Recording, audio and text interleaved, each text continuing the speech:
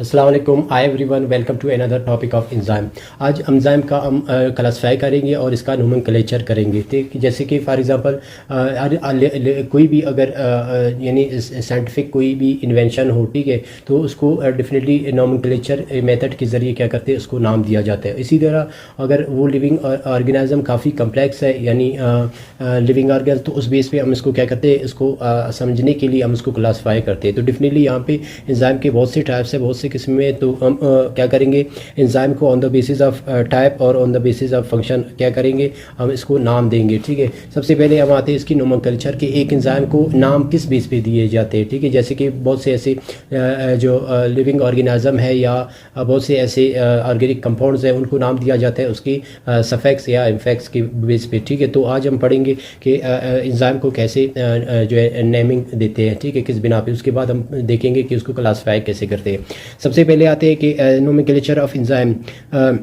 The method give the name compound. किसी भी compound को अगर नेम दिया जाए इज कॉल्ड नोमेनक्लेचर, उसको नोमेनक्लेचर कहा जाता है। There are two method for naming enzyme. ठीक है, एंजाइम को नेम देने के लिए दो मेथड्स है जिसके ज़रिए हम किसी भी एंजाइम को क्या करते हैं, नाम देते हैं। तो हम दो कैटेगरी या दो मेथड इस्तेमाल करते हैं एंजाइम को जो है क्लासीफाई करने के लिए, या सॉरी नेमिंग के लिए। ठीक है, नेमिंग के लिए सबसे पहला है टेरिवियल मेथड। ठीक है, सबसे पहला हमारे पास है टेरिवियल मेथड और दूसरा है हमारे पास है सिस्टमेटिक मेथड। ठीक है, ये दो मेथड है। एक जो है पुराना क्लासिकल मेथड था, ठीक है, जो नया है वो सिस्टमेटिक यानी मॉडर्न क्लासिफिकेशन ऑफ एंजाइम है। चलो देखते हैं इनमें क्या डिफरेंसेस हैं। सबसे पहले trivial methods. It was old system, ये ओल्ड सिस्टम है nomenclature of our enzyme. Enzyme को एक पुराना मेथड था जिसमें एंजाइम को क्या करते थे, नेमिंग देते थे। ठीक है, किस बिना पे, उसकी जैसे कि for example it had no proper rules, इसका कोई प्रॉपर रूल नहीं था।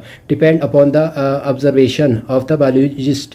ठीक है, बायोलॉजिस्ट की जो ऑब्जर्वेशन था, मेथड था, उस बिना पे वो क्या करते थे, किसी भी एंजाइम को नाम देते थे। In this system the enzyme was name adding सफेक्स। Enzyme की सफेक्स में ऐड करते थे क्या, इन। ठीक है, किसी भी एंजाइम को अगर नेम दिया जाता था तो उसके सफेक्स में यानी आखिर में आई एन का इजाफा करते थे, तो it is called an enzyme, उसको एंजाइम कहा जाता था। जैसे कि for example substrate on which enzyme act. ठीक है, जिस पे एंजाइम एक्ट करता है उसको एंजाइम, जैसे कि फॉर एग्जांपल के तौर पर एक एंजाइम एक्ट प्रोटीन, वो एंजाइम जो प्रोटीन पे एक्ट करता है उसको कॉल्ड पेप्सिन। ठीक है, अब उसको पेप्सिन पेप्टाइड से निकला है। ठीक है, उसके आखिर में एन दिया हुआ है। ठीक है, दो अमाइनो एसिड में जो बॉन्ड है पेप्टाइड, ठीक है, उस बॉन्ड के बिना पर आई आखिर में सफेक्स में इसने इन लगा दिया और उसको नाम दिया पेप्सिन। वो प्रोटीन जो वो एंजाइम जो प्रोटीन को ब्रेक डाउन करो उसको हम कहते हैं पेप्सिन। इस क्लासिक मेथड। ठीक है, क्लासिक मेथड के बिना पे अब हम आते हैं कि जो नया जो सिस्टमेटिक मेथड है। ठीक है,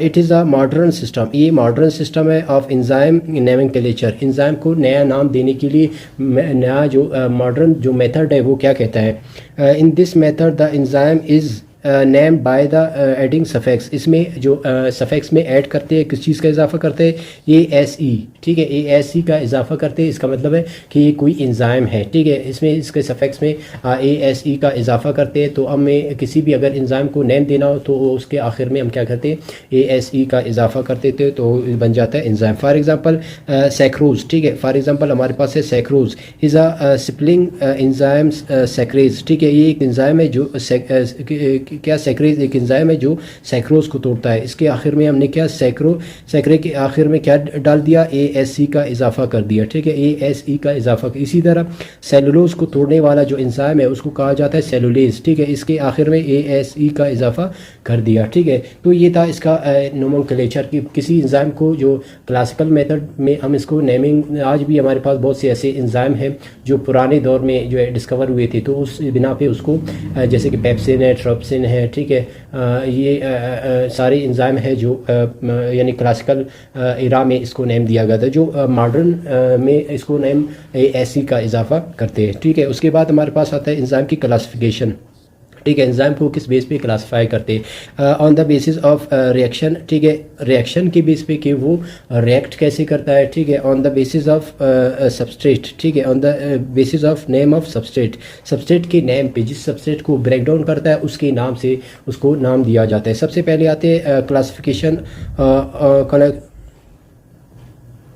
सबसे पहले आते हैं classification of on the basis of reaction और टाइप और फंक्शन, ठीक है, on the basis of type और इसके जो है फंक्शन के बेस पर इसको नाम देते, सॉरी क्लासिफाई करते।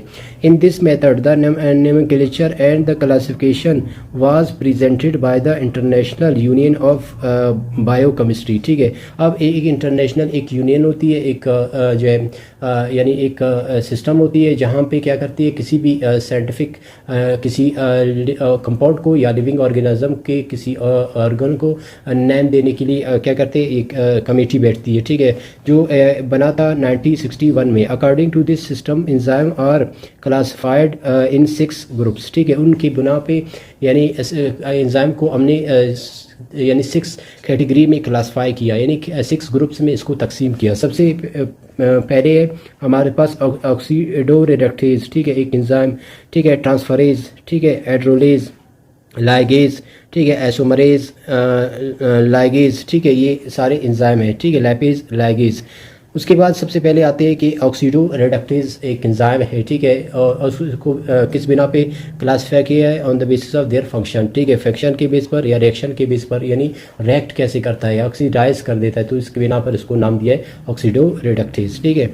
यानी this enzymes catalase redox reaction. अब रिडॉक्स रिएक्शन से मुराद कि ऑक्सीडेशन और रिडक्शन दोनों एट अ टाइम हो रहा होता है, ठीक है। एंजाइम किसी सबस्ट्रेट के साथ बाइंड होती है इसके एक्टिव साइट के साथ, तो वो क्या रिएक्शन कर देती है उसके साथ एज अ ऑक्सीडेज और रिडक्टेज, या तो वहाँ से इलेक्ट्रॉन एलिमिनेट हो जाती है या इंड्यूस हो जाती है, तो ये दोनों बेस पे क्या हो जाती है, उसको कहा जाता है oxido reductase. on their substrate in this case the enzyme remove electron। इस केस में क्या होती है, एंजाइम क्या करती है, सबस्ट्रेट का इलेक्ट्रॉन को क्या करता है, रिमूव करता है, जिसकी वजह से वो क्या हो जाती है, ब्रेकडाउन होती है, और उसके हाइड्रोजन आयन को फ्रॉम द सबस्ट्रेट, या उसके हाइड्रोजन आयन को क्या करता है, सबस्ट्रेट से अलहदा कर देता है, या तो इलेक्ट्रॉन को अलहदा कर देता है या तो हाइड्रोजन आयन को अलहदा कर देती है, जिसकी वजह से सबस्ट्रेट और ऐड इलेक्ट्रॉन, ठीक है, जिसकी वजह से सबस्ट्रेट में इलेक्ट्रॉन ऐड होने की वजह से वो क्या हो जाती है, ब्रेकडाउन हो जाती है, हाइड्रोजन निकालने से वो ब्रेकडाउन हो जाती है, ठीक है। रिडक्टेज ट्रांसफरेज इलेक्ट्रॉन, ठीक है, जिसमें रिडक्टेज एक एंजाइम क्या करता है, ट्रांसफरेज इलेक्ट्रॉन को क्या करती है, ट्रांसफ़र कर देती है from enzyme to substrate. This enzyme are further classify into many sub classes. इसको बहुत से और क्लासिफिकेशन इसकी मजीद भी कर चुके हैं, जैसे कि ऑक्सीडेज, ठीक है, ऑक्सीडोजिनेज, ठीक है, और पर ऑक्सीडेज, ये सारे क्लासिफिकेशन है किसका, ऑक्सीडो रिडक्टेज का। उसके बाद आता है हमारे पास ट्रांसफरेज, ठीक है, एक एंजाइम को on the basis of function एक और इसमें इसके रिएक्शन की बिना पर इसको एक और कैटेगरी में तकसीम किया, दैट इज ट्रांसफरेज। अब ट्रांसफरेज एंजाइम क्या होते हैं, in this enzyme catalyse this reaction in which the transfer of specific function group, ठीक है, इसमें क्या होती है, एक स्पेसिफिक फंक्शनल ग्रुप को क्या किया जाता है, ट्रांसफ़र किया जाता है, जिसकी बिना पे वो जो सबस्ट्रेट क्या हो जाती है, ब्रेकडाउन होती है। जैसे कि फॉर एग्जांपल अमाइन ग्रुप अगर प्रोटीन को तोड़ रहा है तो अमाइन ग्रुप को जो है क्या किया जाता है, ट्रांसफ़र किया जाता है, या मिथाइल ग्रुप को किसी भी कंपाउंड में मिथाइल ग्रुप मौजूद है तो उसको भी क्या किया जाता है, ट्रांसफ़र किया जाता है। इसकी वजह से is carried out from one substrate to another, इसकी वजह से जो एक सबस्ट्रेट से दूसरी सबस्ट्रेट में इसको कन्वर्ट किया जाता है, यानी ब्रेकडाउन होती है इसकी। और जैसे कि oxido kinase transferase phosphate group from ATP to glucose, ठीक है। अब यहाँ पे ऑक्सीडो काइनेज एक एंजाइम है जो क्या करता है, फास्फेट ग्रुप को ट्रांसफ़र करता है फ्रॉम एटीपी टू ग्लूकोज, ठीक है, ग्लूकोज में इसको क्या करती है, ट्रांसफ़र करती है, तो ये क्या हो जाती है, डेफिनेटली एटीपी से एडीपी बन जाती है। उसके बाद हमारे पास है एड्रोलेज, ठीक है, एड्रोलेज अब ये किस तरह का एक अलग जो टाइप ऑफ एंजाइम है, ठीक है। In this enzyme break down large complex organic compound, इसमें लार्ज कम्प्लेक्स जो ऑर्गेनिक कंपाउंड्स होते हैं उनको क्या किया जाता है, ब्रेक डाउन किया। फॉर एग्जांपल जैसे कि प्रोटीन हमारे पास है, फैट है, फैटी जैसे कि लिपिड है हमारे पास, और कार्बोहाइड्रेट, ठीक है, बड़े बड़े मॉलिक्यूल्स हैं जो क्या किया जाता है, ब्रेक डाउन किया जाता है इन हाइड्रोलाइसिस, ठीक है, into smaller unit by adding water, ठीक है। अब इसमें क्या हो रहा है, वाटर की एडिशन हो रही है, इसीलिए इसका नाम भी इसको जो है उसी बिना पे नाम दिया था, लाइसिस, यानी वाटर का यहाँ पे ब्रेकडाउन हो रहा है, ठीक है, वाटर की लाइसिस हो रही है, जो क्या करती है दो यानी प्रोटीन को अमाइनो एसिड में तोड़ने के लिए डेफिनेटली वाटर का एडिशन होती है। इसी तरह फैटी एसिड को तोड़ने के लिए यानी लिपिड को फैटी एसिड में तोड़ने के लिए भी हाइड्रोलाइसिस, इसी तरह कार्बोहाइड्रेट को ग्लूकोज में तोड़ने के लिए डेफिनेटली वहाँ पे एडिशन होती है कि या ब्रेकडाउन होती है किसका, वाटर का, जिसकी वजह से वो टूट जाती है, ठीक है। इनटू ब्रेकडाउन इसके कोवेलेंट बॉन्ड को तोड़ा जाता है, जैसे कि प्रोटीनीज, ठीक है, एक एंजाइम है जो क्या करता है प्रोटोलाइटिक एंजाइम, एक प्रोटीन को तोड़ने वाला एक एंजाइम है, complex protein into smaller peptide यानी अमाइनो एसिड में इसको क्या करता है, तोड़ देता है, ठीक है। डेफिनेटली उसमें वाटर ऐड होगा तो क्या हो जाएगा, यानी वाटर का ब्रेकडाउन होगा तो उसका अमाइनो एसिड का ब्रेकडाउन हो सकती है, ठीक है।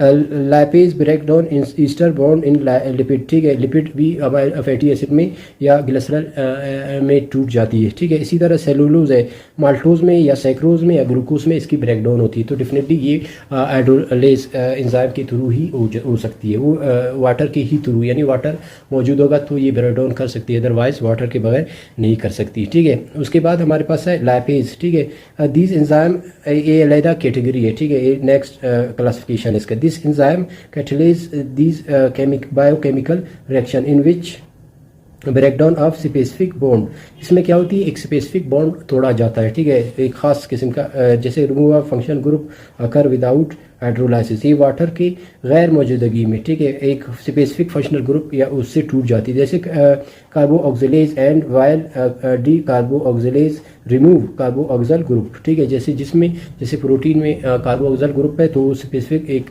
फंक्शनल ग्रुप को क्या हो जाती है, हर फंक्शनल ग्रुप को नहीं बल्कि एक स्पेसिफिक फंक्शनल ग्रुप को जो ब्रेक डाउन करने के लिए इस्तेमाल होती है, ठीक है। तो कौन सी कैटेगरी में आता है, लाइपेज कैटेगरीज में आ जाती है, ठीक है।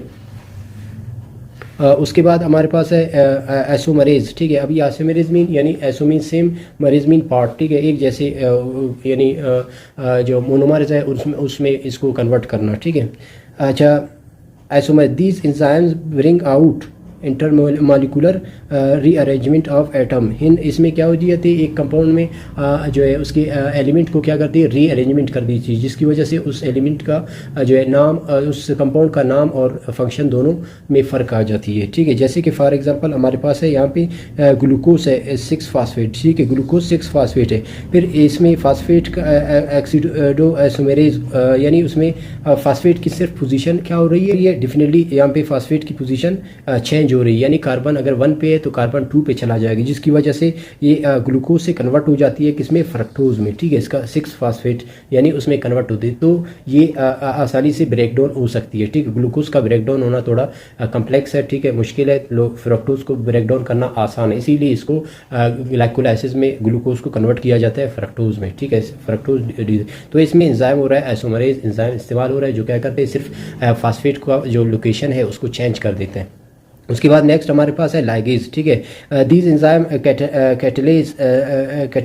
Catalyse these reaction in which the bond are form between 2 substrate, ठीक है, 2 सबस्ट्रेट के दरमियान में जो बॉन्ड मौजूद होती है उसको तोड़ने के लिए, जैसे कि हमारे पास डीएनए के 2 स्ट्रैंड है, ठीक है, डीएनए के 2 स्ट्रैंड में डेफिनेटली उसमें हाइड्रोजन बॉन्ड होती है एडेनिन और थाइमिन के दरमियान, और साइटोसिन और गुआनिन के दरमियान में जो हाइड्रोजन बॉन्ड है उसको तोड़ने के लिए, या ग्लूकोज का जो है फास्फेट के साथ बॉन्ड है उसको ब्रेक डाउन करने के लिए इस्तेमाल होती है, तो इसका मतलब है कि किसी सबस्ट्रेट को तोड़ने के लिए इस्तेमाल होती है, ठीक है। तो ये था हमारे पास जो है on the basis of function.